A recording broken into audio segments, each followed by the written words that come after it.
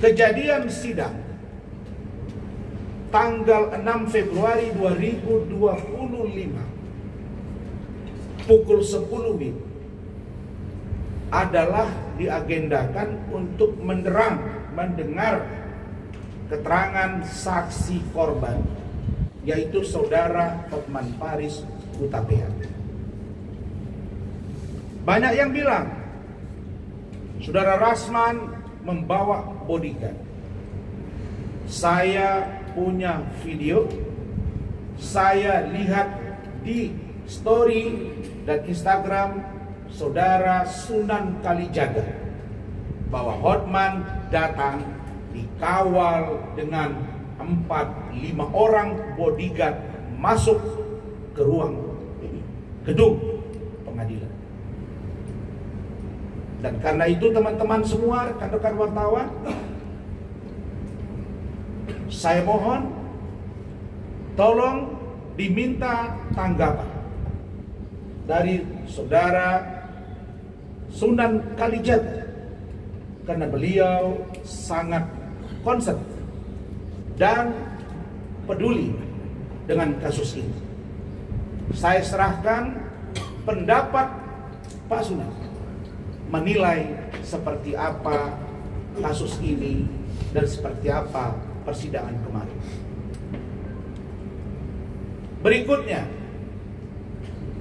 saya tegaskan bahwa saya Razman Arif Nasution, sidang kemarin sekali lagi adalah puncak dari kekecewaan kami tim hukum terhadap perilaku ketua majelis, yaitu Ibu Sofia Tambunan. Saya tidak melihat di situ ada komunikasi yang intens antara ketua majelis dengan anggota majelis. Karena yang dominan kami lihat adalah ketua majelis, dan memang dia dominan.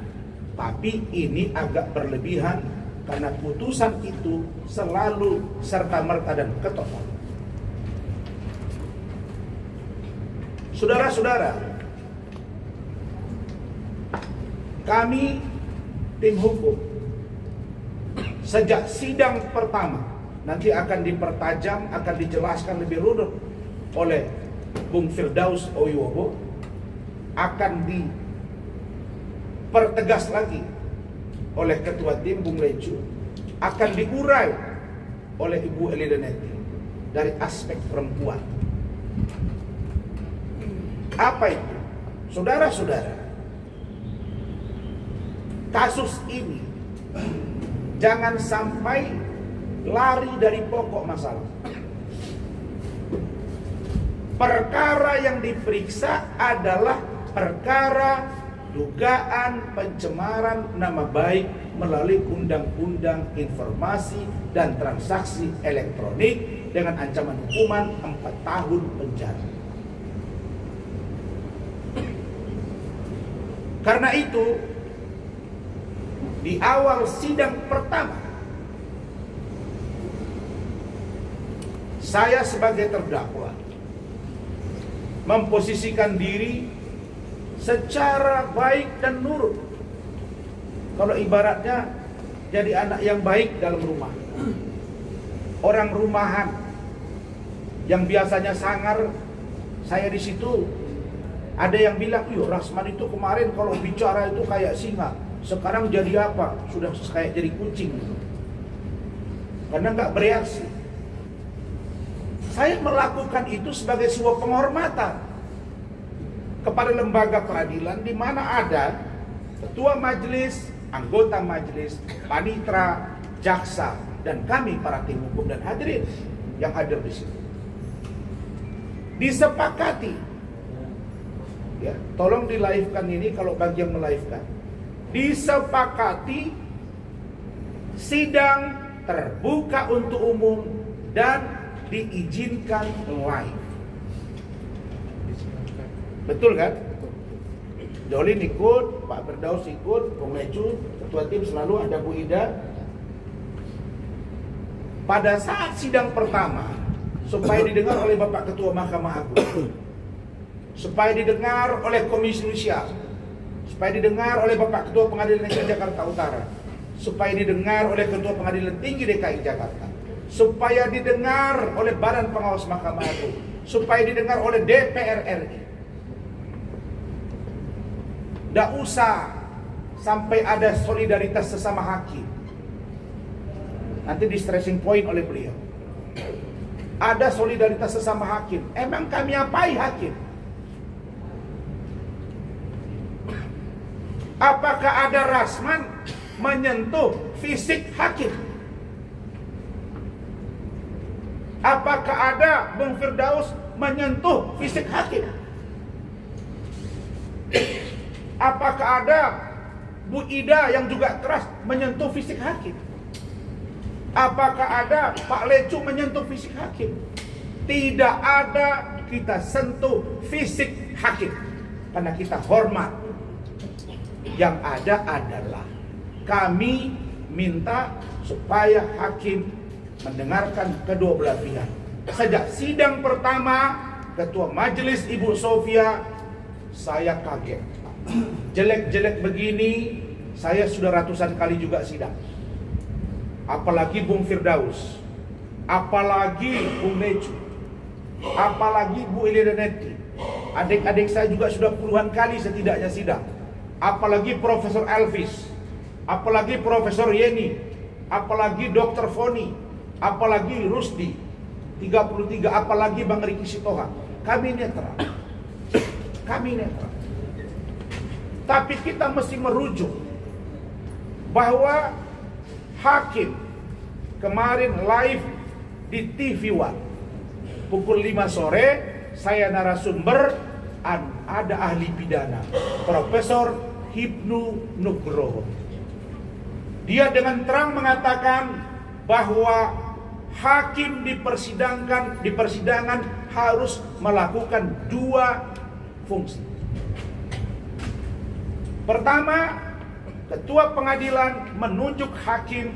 Pertama, senior itu yang ketua. Setengah senior, wakil ketua atau anggota. Yang junior, anggota. Artinya apa? Persidangan itu jika kasusnya memang serius, dibutuhkan kematangan hakim dalam memimpin jalannya sidang. Poin pertama penting bagi hakim, kata Prof. Hipnu. Yang kedua, Prof. Hipnu mengatakan bahwa ketua majelis adalah mediator atau moderator dari jalannya sidang, bukan diktator.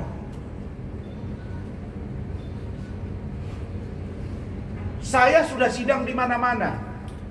Kasus korupsi sudah pernah. Kasus pembunuhan sudah pernah. Kasus-kasus artis apalagi. Kasus yang berbau politik juga di persidangan ada.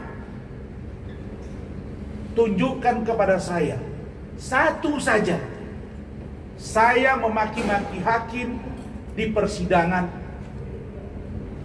sehingga ribut seperti yang kemarin. Tidak ada. Poin itu tidak pernah ada. Maksudnya apa? Bapak Ibu sekalian, dalam teori penerapan hukum, undang-undang mengatur bahwa advokat adalah penegak hukum yang sejajar kedudukannya dengan penegak hukum yang lain. Hanya saja tempat dan kewenangannya berbeda. Kalau kami sebagai kuasa hukum memberi advice hukum kepada klien, melakukan pendampingan, membela hak hukum klien sampai dengan peradilan dan berkekuatan hukum tetap. Kewajiban penegak hukum yang lain, kejaksaan, dia boleh melakukan penyelidikan di kasus-kasus korupsi, bisa melakukan penyelidikan juga dan penyidikan, dan sampai kepada persidangan. Tapi yang paling utama, tugas dari kejaksaan itu adalah melakukan penuntutan dan pendakwaan. Kemudian kepolisian juga penegak hukum.